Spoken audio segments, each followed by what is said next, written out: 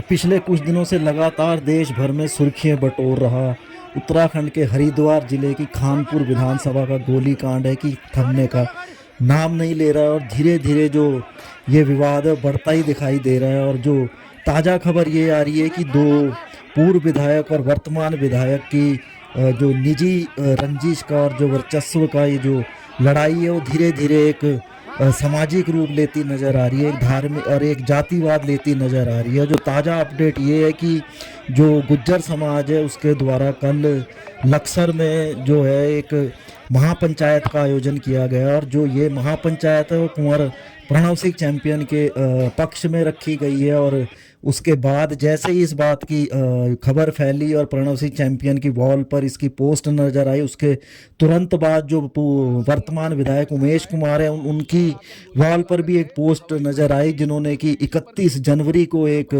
बैठक का आयोजन किया। और बड़ी ही चतुराई से उन्होंने अपनी जो पोस्ट में एक ब्राह्मण शब्द का इस्तेमाल किया है कि ब्राह्मण के साथ सर्वदलीय बैठक। और कहीं ना कहीं ये इशारा कर रही है आने वाले समय के लिए और आने वाले जो समय में किस तरफ ये लड़ाई जा सकती है इसका साफ साफ इशारा कर रही है। और कहीं ना कहीं जो पुलिस प्रशासन की सख्ती और जो बीते पिछले दिनों में बीता हो कहीं ना कहीं असरदार साबित नहीं हो रहा है। और जो मामला कुछ इस तरह हुआ जैसा कि ज्ञात है कि मामले में दोनों ही विधायकों को गिरफ्तार कर लिया गया था और दोनों ही विधायकों पर विभिन्न धाराओं में मुकदमा दर्ज किया गया था। दोनों के जो हथियारी लाइसेंस भी रद्द कर दिए गए और उनकी सुरक्षा वापस लेने की भी कार्रवाई चल रही है। और इसके बाद कल दोनों विधायकों को कोर्ट में पेश किया गया था पुलिस के द्वारा, और जिसमें जो कुंवर सिंह चैंपियन है जो पूर्व विधायक है उनको 14 दिन की न्यायिक हिरासत में जो माननीय न्यायालय द्वारा भेज दिया गया था, जबकि उमेश कुमार जो वर्तमान विधायक है उन्हें जमानत कोर्ट के द्वारा दे दी गई थी। यहाँ तक तो सब मामला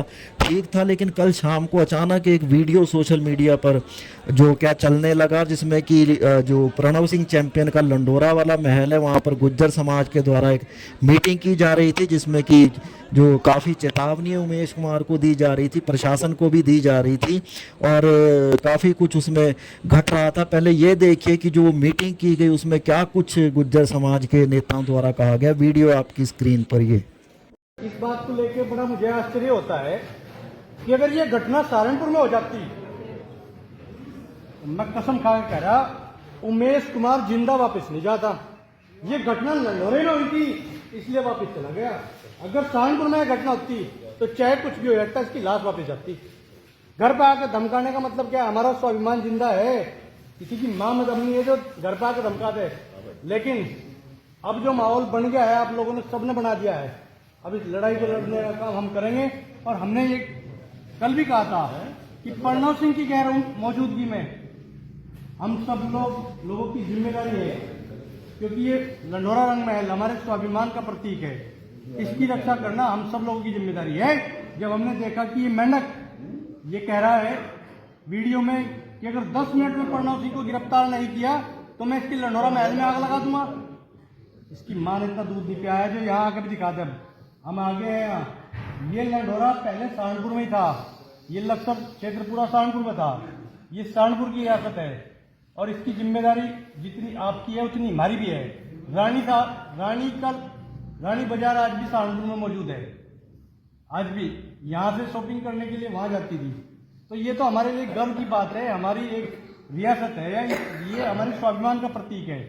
पहले जो हो लिया, अब तो ये है कि हम सब लोग यहाँ पे बैठे हुए हैं। और भाई पंचायत भी अगर आप लोग चाहोगे चाहे यहाँ कर लो चाहे वहाँ कर लो, जहाँ आपकी मर्जी। लेकिन इस बात का जो इन्होंने कहा है कि हमारे सब लोग तो आज भी आने के लिए तैयार थे दिन में भी, लेकिन फिर हमारी मीटिंग थोड़ी लेट हुई और उसमें हम लोग लेट हो गए। लेकिन यह है कि अब यहीं पर रहेंगे परमानेंट और आप सब लोगों के साथ कंधे से कंधा मिलाकर इस लड़ाई को लड़ने का काम करेंगे। बाकी जो न्यायिक कानून की जो है सारा व्यवस्था, जो हमारे अभी भाई साहब थे भी सैनी साहब वो बता रहे थे कि अभी हाईकोर्ट जाना है। मैंने कहा जी आप लड़ो न्यायालय में, हम लड़ेंगे यहाँ पे, क्योंकि जब तक प्रेशर सरकार पर नहीं बढ़ेगा तब तक नहीं काम चलने वाला है। और दूसरी बात, मन बना लो पूरा, अगर प्रशासन ने एक तरफा कार्रवाई करने का काम किया तो दिल्ली का चुनाव है 5 तारीख को, और दिल्ली के अंदर हमारी संख्या है बहुत बढ़िया। हम ये वादा करते हैं कि भाई लंडोरा से बात जाएगी और दिल्ली के अंदर सरकार बनाने का ख्वाब ख्वाब नहीं बदल जाएगा भारतीय जनता पार्टी।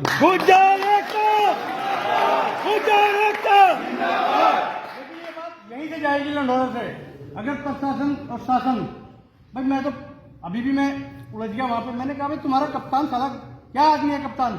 जब रात को 10 बजे मैडम ने फोन किया और राजा साहब ने फोन किया कि भाई मेरे घर पे आके धमकी दे रहा है कोई गुंडा टटपुंजिया, तो कप्तान क्या सो रहा था? भांग पी रखी थी उसने, नशे में था।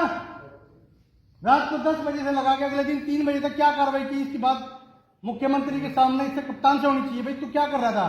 सही बात। तो क्या कहे कि हरिद्वार की जिम्मेदारी है, तो खाने का दरोगा भी नहीं है।